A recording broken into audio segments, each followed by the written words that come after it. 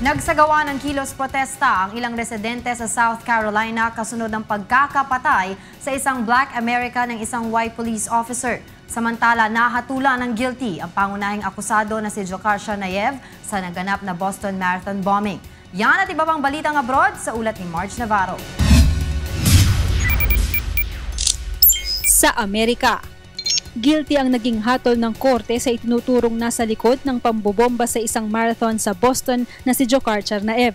Nahaharap ang 21-year-old convict sa 30 counts indictment kung saan magdedesisyon na lamang ang mga juror kung papatawan ito ng death sentence o life imprisonment. Sa trial, inamin ng mga defense lawyer na ang kanilang kliyente ang nagsagawa ng pambobomba sa finish line ng Boston Marathon noong April 15, 2013. Ngunit ito umano ay dahil sa panghihikayat ng kanyang kapatid na si Tamerlan na namatay sa pakikipagbarilan sa mga pulis sa Watertown, Massachusetts. 3 ang nasawi at mahigit sa 200 ang nasugatan sa pambobomba. Samantala, tinanggal na sa pwesto ang white American police officer na bumaril at nakapatay sa isang Black American sa North Charleston, South Carolina.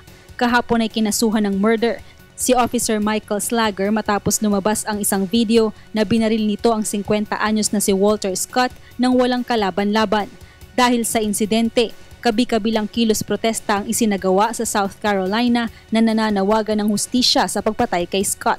Dahil rin dito ay ipinasya ng South Carolina Police na lagyan ng body cameras ang mga pulis nito. Nagsasagawa na ng magkahiwalay na investigasyon sa nasabing pamamaril ang FBI at US Justice Department. At sa Iraq, mahigit 200 Yazidi prisoners ang pinalaya ng Islamic State Group matapos ang 8 buwang pagkakabihag sa northern Iraq. Ayon sa isang Iraqi Kurdish official, hindi na maganda ang kondisyon ng kalusugan ng ilan sa pinalaya na kasalukuyang ginagamot sa Erbil. 4 na po sa mga pinalayang bihag ay mga kabataan. Walang ibinigay na dahilan kung bakit pinalaya ng ISIS ang kanilang mga bihag na dinukot sa Sinjar. Marge Navarro, UNTV News, Worldwide.